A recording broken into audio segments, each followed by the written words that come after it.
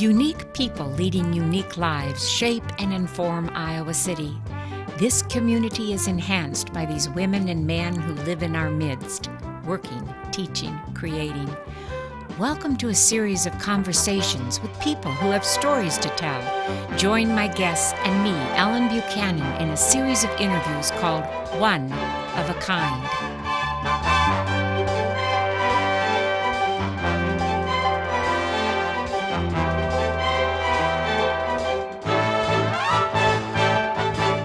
One of the top nationally and internationally ranked departments of otolaryngology, ear, nose, and throat, is right here at the University of Iowa. Professor and head of the U of I Department of Otolaryngology is Dr. Bruce Gantz, my guest on One of a Kind. As the Brian F. McCabe Distinguished Chair in Oto, Dr. Gantz's clinical specialties are neurotology, skull-base surgery, cochlear implants. And we'll find out about these areas and their importance during the interview. He has had a long and abiding history at the university, receiving a Bachelor of Science degree in 1968, an MD degree in 1974, a Research Fellow, 75, and an Oto residency finishing in 1980. Bruce joined the staff following a clinical fellowship in Zurich in 1981. Dr. Gance has received numerous awards and honors, including the Distinguished Mentor Award from the College of Medicine, the College of Medicine Distinguished Alumni Award for Service. He's the past president of the Board of American Otolaryngology, the Otologic Society, and past president of the American Neuro-Otologic Society. He's principal investigator of the Iowa Cochlear Implant Clinical Research Center and serves on the board of the Institute of Medicine at the National Academy of Sciences. He also was on the University of Iowa Museum Art Board of Directors. Dr. Bruce Gance was born in New York City and raised in Lakeview, Iowa, and lived for many years on a lake. Bruce and his wife Mary raised 3 children in Iowa City, Ellen, Jessica, and Jay, and they have 3 grandchildren, Charlie, Vivi, and Rose. Did I get it all right? You did, Okay. and you pronounced everything correctly. Oh, good, oh, good. Now, your story, like I read in the research, and I know you began in 1946 in New York City. What brought your first family to Iowa? Well, after the war, my parents returned to New York City, and my father was a hospital administrator during the war in West Texas, and it was very successful because nobody invaded West Texas. And they went back to New York City, and my mother's father was a diamond importer and a jeweler. And my father and my grandfather, on my mother's side, worked together, and then I guess it didn't work out. So I had great uncles that were merchants in the Midwest in small towns, in grocery stores. And so in about 49 or 50, 49, I think it was, they decided to sell everything in Freeport, New York, and they trekked out to Iowa, and we lived in a small little town called Correctionville, Iowa, where my great uncle was. My father learned the grocery business, and 6 months later they bought a grocery store. In Correctionville? No, or in you, Lakeview, Iowa. Oh, you did? Okay, you moved to Lakeview. We moved to Lakeview, Iowa, and we were there throughout my schooling and until I went to college. Did you and your brother work in the grocery store? Oh, yes. Which is not easy, is it? Because you're usually open 7 days a week. Oh, they were. And it wasn't that way initially in the small town, but then as it progressed, my father built a new store and became more progressive. But my brother and I, yes, we did work in the grocery store, and from sacking potatoes to candling eggs to then I became a butcher. I learned the butcher business. Using your yes, those famous fingers. And I cut myself many times, and it was wonderful until about middle of my high school years, and I realized that, my father, when things weren't going right, he took it out on my brother and I rather than the employees. I said, I've got to get out of there. So you found something else. I found something, construction, and then I thought that maybe I should go back to the grocery store. Now, you grew up and lived literally on the lake. We did. We had a house that was like across the street from the lake. There's a street there and then some other houses. And then in the summertime, we had a cabin that we went to, which was about a mile on the other side of the lake, and we spent the summer on the lake. And so we had boating and swimming, and it, growing up a town of 1,500 people, you just had great friends, and we just all played together. Now, in the winter, that lake froze, Yes. and you became quite an ice skater. I know. When we moved there, after the war, in these small towns, people that had been all over the world got back together, and they put on shows. And they put on 2 carnivals. They put on the winter carnival, which had some dancing and operettas that they put on in the evening on some days, and then they put on an ice show. And they hired a person from Texas. His name was Jack Corzine, and I don't know how they ever got to him, but he was a professional ice skater, and he choreographed ice shows. And so there would be a week of evening or ice shows that were all lit up and colored lights. Wow. And in the middle of the lake, they would build an ice castle like they do up in Canada. They cut the blocks of ice and light them. And this went on for, I don't know, until probably I was in high school, and then it sort of deteriorated. But I was involved in ice shows when I was 4 years old. Have you hung up your skates, or do you ever skate? Oh, I still skate, but that was a fun thing to do in grade school and junior high, and then it sort of Faded. What brought you? Why did you come to University of Iowa? Just kind of because you lived in the state, or? I had two cousins that went here, Oh. and I never looked anyplace else. And they were having a good time at the university, and I thought, well, I'll come here. I don't know if many people know, and I didn't know till I read the research, that you were in dental school for 2 years. Yes, I was. There's a story to that. Oh, well, after college, or in the middle of college, I started, got interested in research through a course that I took in college called Communicative Disorders. And I met an individual at that time who, his name is Kremenak, Bob Kremenak. And I started doing some research on cleft palates, and it really interested me. So in my junior year of college, my cousin, who was the one that I went to the University of Iowa because of him, was a dentist in Chicago and was teaching at the University of Illinois Dental School. And he got me a job doing research in the summertime.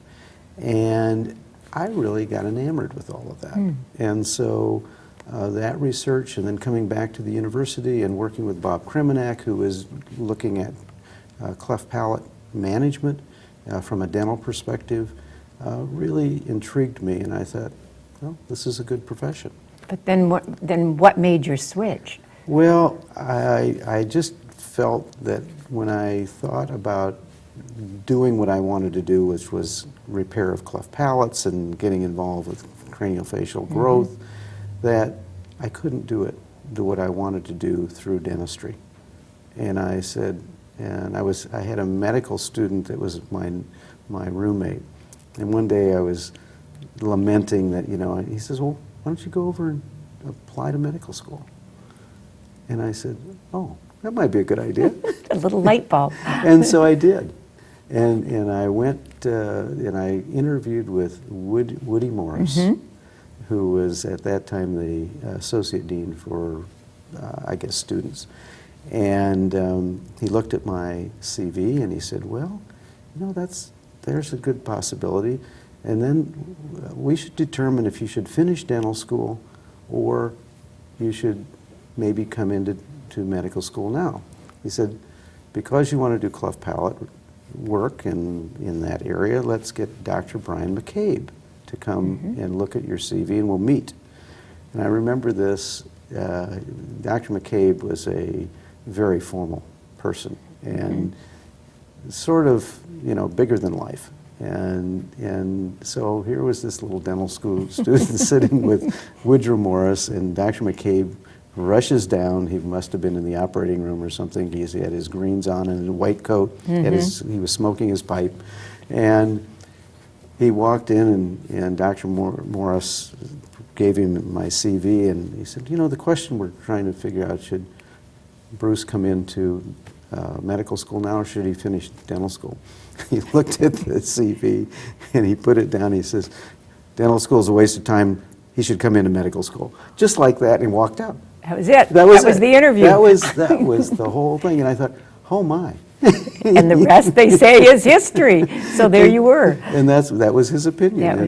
Yeah, and later I found out that there was some tension between oral surgery and otolaryngology at that time. And Okay. so I can see where he was coming from.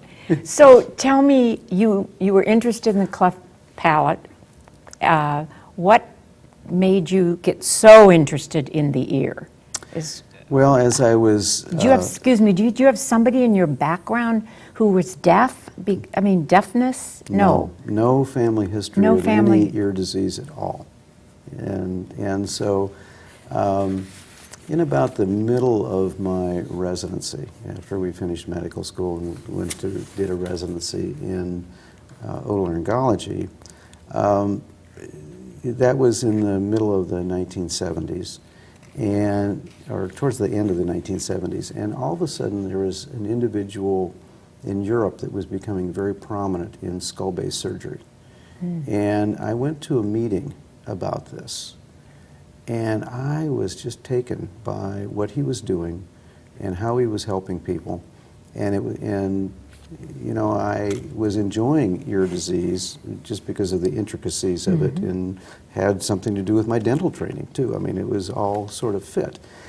And I decided that, wow, that's something that may be much more interesting than cleft palate. And I just sort of gravitated to that, and I had the ability to work under the microscope and do microsurgery, and it just sort of evolved.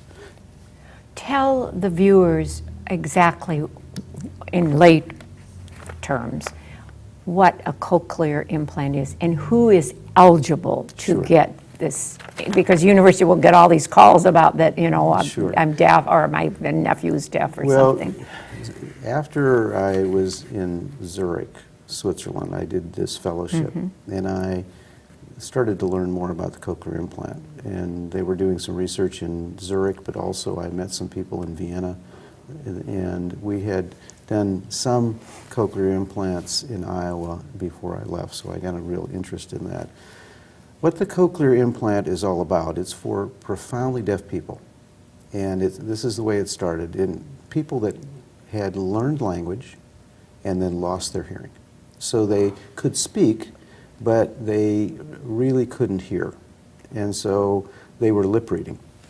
And so they weren't born deaf? No, initially it was not for the people that were born deaf. Okay. That has evolved. But it was for these what we call postlingually deafened people. And we selected those patients because they had an auditory memory. They knew what sound was all about. And when we started this whole process, we were using a single channel of information, changing the mechanical energy that stimulates the ear normally into an electrical signal on the outside of the body, and then presenting it into the inner ear by putting a wire in the inner ear. And then as you were speaking, like the microphone would pick up the information, change it to an electrical signal, and stimulate the inner ear. So people got an improvement in their lip reading ability but didn't really understand words until about in the late 70s, early 80s. They started to develop the multi-channel implants where you put more than one channel in the inner ear. So if you think about the cochlea, or the inner ear, it's coiled like a snail. And if you uncoil it, it's like the piano. And the high frequencies are at one end and the low frequencies are at the other. And all the inner ear is a filter. And so when sound comes into the inner ear, it sets up a fluid wave. And the low frequency information travels all the way to the end because it's got a lot of energy to do that. Where the high frequencies are the high frequency information dissipates quickly, and so it's at the base of the cochlea. And so the cochlea is a filter to filter out the different sounds that we make, and then the brain figures out what it's all about, and we put it into words. And so what the cochlear implant does, it takes the information from the environment, or speaking or whatever, transduces it or changes it into an electrical signal, and it actually is a filter bank so that it filters highs, mediums, and lows into different channels. And then the information is sent across the skin with radio frequency, and there's an internal device that's implanted under the skin. Under the skin? Under the skin, and it has a computer chip and an antenna. And so the antenna picks up the electrical information, goes to the computer chip. The computer chip then separates it into these different channels and sends it to different electrodes in the inner ear. And so that's how we hear. And so it was very fortunate that all of a sudden now people started hearing words because you separated the information a little bit more, like the inner ear does anyway. And so we did that for about 10 years. And then we decided that we needed to start doing children. And the children that we were looking for were children that had some hearing and then developed meningitis and then lost it. Because they would be postlingual. They would have had some information. Well, we looked, and we weren't having a lot of meningitis, fortunately, in Iowa. And a family came in to me, bringing their 3-year-old child that was born deaf. And no one had ever put in an implant in a child that was born deaf. And so we didn't know if this would work. Well, were they willing to do it? They wanted it. They wanted it. And in this child we implanted when he was about 3 years and 6 months. And it's always better to be lucky than good. And this child just did stupendously and actually graduated from the University of Iowa as an engineer, and he played a saxophone in the marching band. Oh, what a wonderful story. It is just a fantastic, that was the first congenially deaf child to receive a cochlear implant, multi-channel cochlear implant. And then it's just taken off. So there are two populations that we are putting the devices in. It are patients that had hearing and then lost it. Those are the postlingual. And now we do children at 1 year of age or 11 months when we've identified them as deaf, and they're growing up with normal speech and language like you and me. You could not tell, if I brought a child in here that we implanted at 1 and you started a conversation, you would not know that they were completely deaf if they didn't have their device.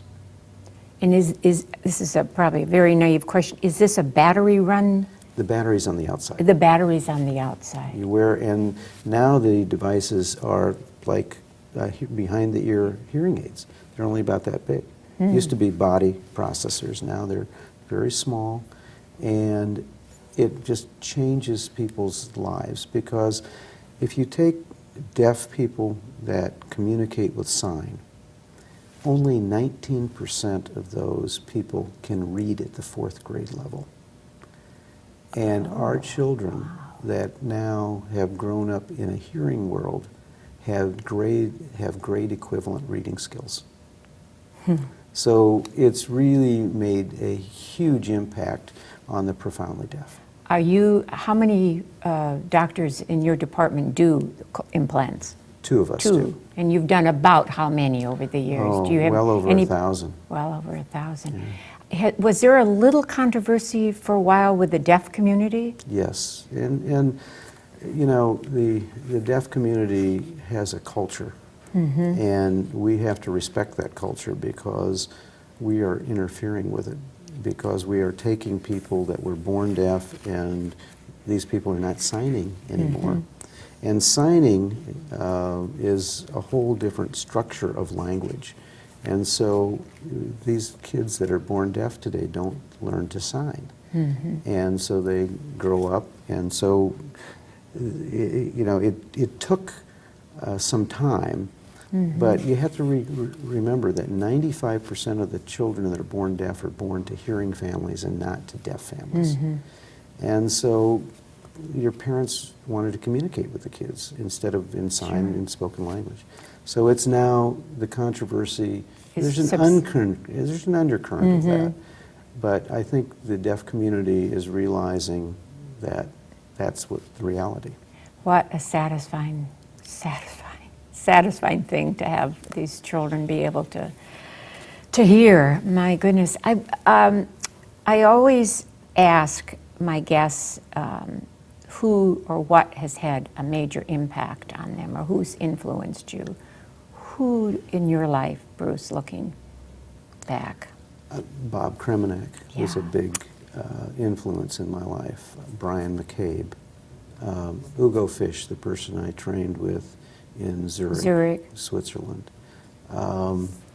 Bill House, who's sort of the father of neurotology. These are my professional people that have sort of shaped my thought processes and moved me along and enabled me to do what we do. What you do. You know, the three O's at the university and in the hospital and clinics, otolaryngology, ophthalmology, and orthopedics. Why are those three departments have been so strong here at Iowa? I mean, you're always ranked up there as one of the best departments in the country, and the others follow too. Well, the specialties evolved at Iowa differently than other places. We sort of grew up independent of being under a general surgery department. And so subspecialization was very early at Iowa, where it hasn't occurred as rapidly in other centers around the country or around the world. And so we benefited from very strong leaders. All of the chairmen of those three departments have been very dominant in their professions over the millennium. And so you know, strong leaders and innovative people allow growth and research, and I think that's why we do so well, is because we do explore new things, and we're always looking to be cutting edge. How to improve patients' lives. And research is a big component. Huge part of And that. how are you feeling now in 2011 with the way, I mean, how much time do you have to spend on grant writing and Well, trying to get money from both the federal government and I assume private foundations? You know, it's getting tighter. We have been fortunate that with our Cochlear Implant Clinical Research Center, that the National Institutes of Health have been supporting it since 1985. It's one of the longest running grants in the National Institutes of Health in this area. And so every 5 years, our team, which encompasses about 10 principal investigators and about 20 other people, we come together and we decide where we're going for the next 5 years. And we have to plan out our research. We just completed that. We just got a review. The review looks favorable, but we don't have the grant in pocket. You know, the continuing resolution that the government is running on now doesn't have any money, but we're hopeful that we will get funded. This current grant will bring around $12 million to the university over a 5-year period. Wow, Great. What is chair of the department, what do you consider your greatest strengths or strength?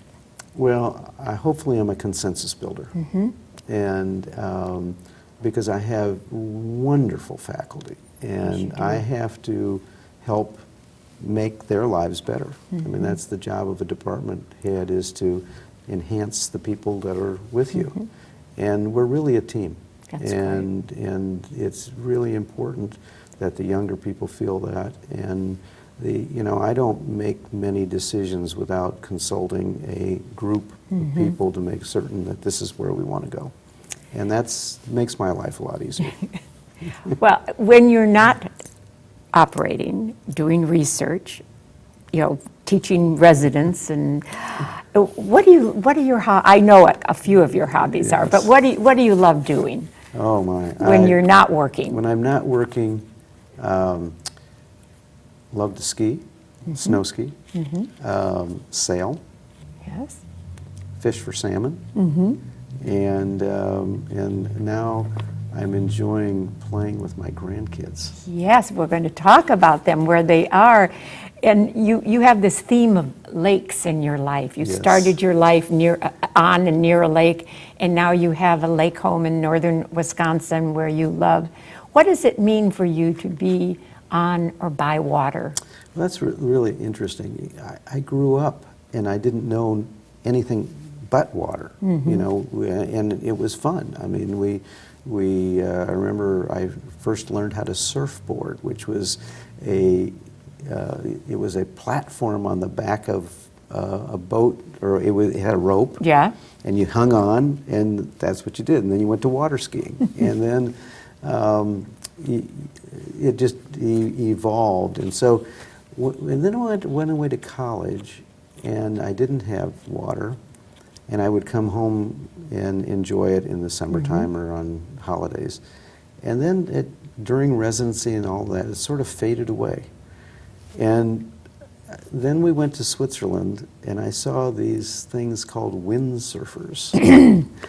And I thought, wow, that might be fun again. And so I came back, when I went back to the faculty, and I went out to Lake McBride. I bought a windsurfer. I didn't know what I was doing. I didn't know how to sail it. And I had built a sailboat when I was younger, so I knew how to sail. But this was completely different. And thank golly that there was another side to the lake, because I couldn't tack. And so Mary had to pick me up at the other side. But that stimulated my love back for water. And then, well, we met the Buchanans, and they brought us to Door County, and we fell in love with Door County. And we said, yeah, I want water back in my life. And it is indeed in your life. Yeah. You mentioned Mary. Is there a story how you two met? Because you're about ready to celebrate your 40th wedding anniversary. We are. And, I was in college in my freshman year of medical school, and I got fixed up on a blind date because one of my colleagues in medical school was dating a Delta Gamma, a sorority girl. Right. And so Danny and his girlfriend fixed me up with Mary. Oh. And it was, it was just an amazing 2 weeks. 2 weeks. Oh. And so it was at the end of the school year. And she was about to graduate and leave. And she had all these plans to go to Houston with her friend, Mary. And all of a sudden, we went home to the lake one night, and in Lakeview, and we were out in a boat, and I don't know what came over me, but I asked her to marry me after 2 weeks. And she said yes. And 40 years later, and three children, Exactly. and 3 grandchildren. Real briefly, I know where your kids are, but tell the viewers where your kids well, are. my oldest daughter, Ellen, is in Chicago, and she is a salesman for a drug company. and married to a wonderful man, Sean. And they have I have one granddaughter that's, I think, going to be 2 here soon. And her name is Rose. And my second daughter is Jessica. And Jessica is in Door County, where we have our cottage up there. And she's married to Steve, and they have a business selling ice cream on the internet and doing fantastic. That's great. And Jesse and Steve have 2 children, Charlie, who is 5, and Vivi, who's just turning 3. And so, and they are terrific also. And my son, Jay, who never wanted anything to do with medicine and graduated from an engineering school in Boston. In about his junior year, decided he wanted to go to medical school. And he's at the University of Washington in an MD, PhD program in bioengineering and medicine in Seattle. And he's just gotten engaged to a wonderful young lady who just graduated from law school. And her name is Aura. Aura. And so we're expecting to have a wedding next summer. Well, I think your cup runneth over, and It's you've been had fun. quite a wonderful life, Bruce, and thank you so much for being my guest today. Thank you, Ellen. My guest on One of a Kind has been Dr. Bruce Gantz, Professor and Chair of the Department of Otolaryngology, Head and Neck Surgery at the University of Iowa Hospitals and Clinics. This department is one of the best in the nation. Words used to describe my guest: natural-born leader, focused, multifaceted, enthusiastic Hawkeye fan, and a committed family man. Bruce Gantz is one of a kind.